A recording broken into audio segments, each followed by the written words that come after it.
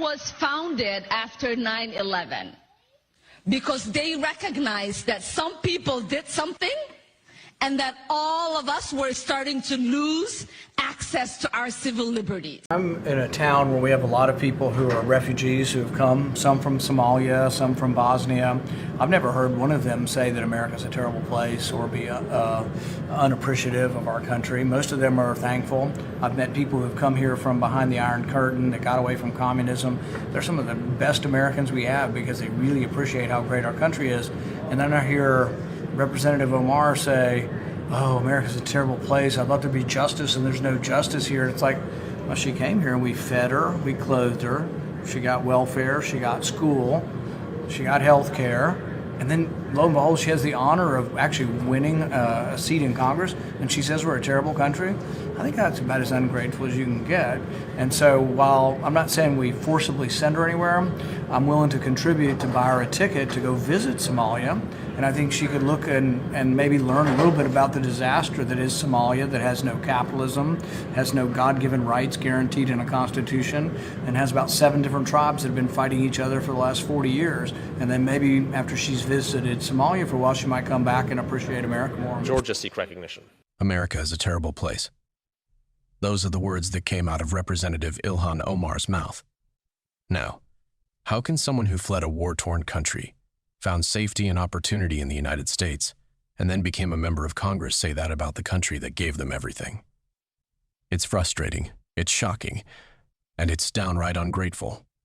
Acting on behalf of a foreign government. Now therefore be it resolved that Representative Ilhan Omar of Minnesota be censured. Representative Ilhan Omar forthwith present herself in the well of the House of Representatives for the pronouncement of censure. Representative Ilhan Omar be censured with the public reading of this resolution by the Speaker, and Representative Ilhan Omar be and is hereby removed from the Committee of the Budget and the Committee on Education and the Workforce. Hey everyone, welcome back to the channel. Today, we're tackling something that's been at the forefront of political debates, the clash between Senator Rand Paul and Representative Ilhan Omar. This isn't just about two politicians. It's about the bigger issue of loyalty, respect, and the values that make America truly unique. Are we a country where gratitude for freedom still matters? Or have we become a nation where constant self-criticism overshadows our achievements? Forcibly send her anywhere. I'm willing to contribute to buy her a ticket to go visit Somalia. And I think she could look and maybe learn a little bit about the disaster that is Somalia. And then maybe after she's visited Somalia for a while, she might come back and appreciate America more. All right, very good. I know Senator Paul loves freedom. He loves the Constitution. He loves this country. He also knows that the words that he chooses in terms of Somalia and Congresswoman Omar are going to be incendiary. Was this a smart battle for him to insert himself into? I think it's worth drawing attention, actually, to her story, which is not just a story of an immigrant, but it's a story of a refugee who came to the United States, and by the way, Somalia being a country where a lot of Americans gave their lives trying to get food and trying to free it from tribal control and different gangs who are running things. She comes over here to the freest country in the world, runs for Congress and wins and becomes a celebrity, and her response is to attack our freedoms, to even have attacked the soldiers who died in Somalia. That is a definition of ungrateful, and he's correct to say, I'm not trying to send her back, but maybe she should educate herself on what is actually going on in this world and the opportunities she'd had here to reflect on them. Sometimes we do need a little context, though. I think sometimes we have it so easy that we take it for granted that we live in a place where there is mobility, where someone who has active disdain for the United States can get elected to represent constituents in the House of Representatives. That's pretty remarkable. It is. I mean, you know, America is unique and singular in its way that it enables, you know, individuals, if they are, you know, our citizens and rightfully so, to be able to rise through the ranks and represent their communities. And look, I've been critical of Representative Omar's remarks in regards to Israel and Jewish people and a whole host of other things. I'm not a huge fan of the squad. I think everybody that's involved in this conversation right now, you know, might as well go back to the playground because they're all acting incredibly immature. Yes. But I want to pose a rhetorical question, though, because so often when we hear it's, you know, what do we expect respect from President Trump. If he gets hit, of course he's going to hit back. He's a counterpuncher. Yet, while I obviously don't agree with her retweeting the Tom Arnold stuff, you could argue, hey, Rand Paul took a shot. She took a shot back. She's allowed to defend herself.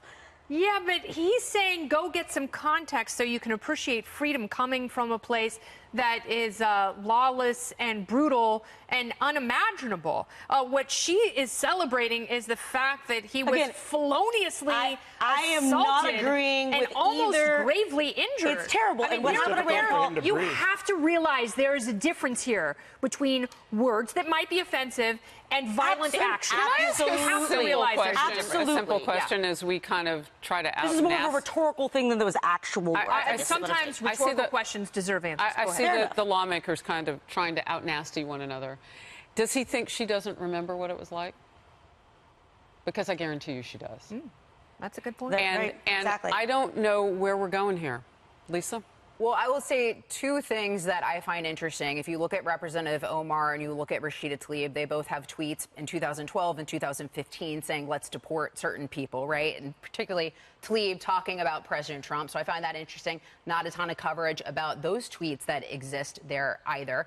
But I think if you're looking at someone like Representative Omar and what President Trump, as I've said previously, is trying to do is paint the Democrat Party as extreme in public and office. out of touch The with clash America. wasn't so if you want to do that, you pick these four women. Of course, you're making your case by doing that. And if you look at someone like Representative Omar, she is essentially an American success story, okay? Coming over here as a refugee, being educated, going on to become a member of Congress, that is part of the American dream. And I do think there's a sense of frustration because you hear some of these comments that she has previously made and in minimalizing 9/11, which she absolutely did, saying it as some people did something, and making comments like that, supporting policies like a boycott, divestment, and sanctions, which Nancy Pelosi has said is bigoted and dangerous. So you look at the substance of some of these things like that Representative Omar has said, and I don't think President Trump is wrong to draw attention to the substance of that. Well, look, you can't and some of move the beliefs that facts. these members hold. Again, I make the argument that he's the catalyst to get everybody to talk about those remarks that she made. And I know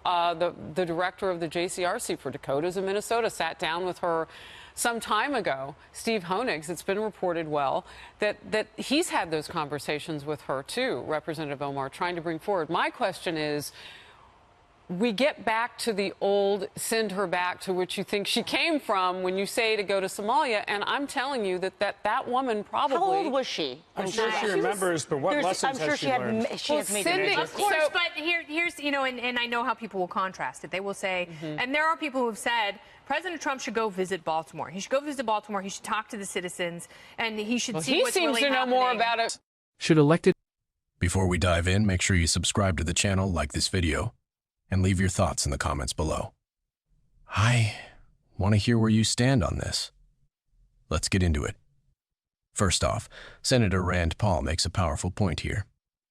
He argues that the greatness of America isn't about pretending we're perfect, but about the fact that our Constitution guarantees freedoms that most people around the world can only dream of. That's the America I know and love. And I think Rand Paul nails it when he says that the true greatness of this country is how we continue to offer opportunities to anyone who wants them, especially immigrants who seek refuge from oppression. Now, let's talk about Ilhan Omar. Here's a woman who came to America as a refugee from a country torn by conflict, built a life here, and even won a seat in Congress. And yet, she stands up and says, America is a terrible place. How does that make any sense? She's experienced the opportunity America offers, and yet she turns around and trashes the country. That, my friends, is pure ingratitude. Senator Paul rightly points out that Omar has benefited from the very system she criticizes: education, healthcare, welfare, and the opportunity to serve in Congress. She was given a chance at a life beyond the violence and instability of Somalia. And instead of thanking America, she keeps painting it as an oppressive and unjust place.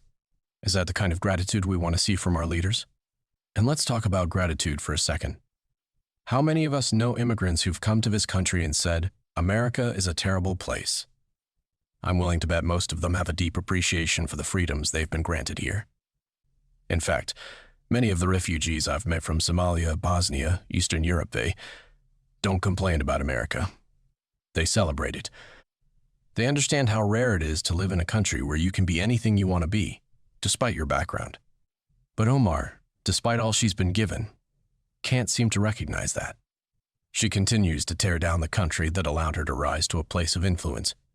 She's been fed, clothed, educated, given health care, and now she gets to serve as a congresswoman. And she calls America terrible? To me, that's the height of ungratefulness. Now, Senator Paul makes a suggestion that some people might find controversial, but honestly, it's the kind of perspective that can open Omar's eyes. He suggests that she visit Somalia. Why? So she can see what it's like to live in a country without the protections of the U.S. Constitution.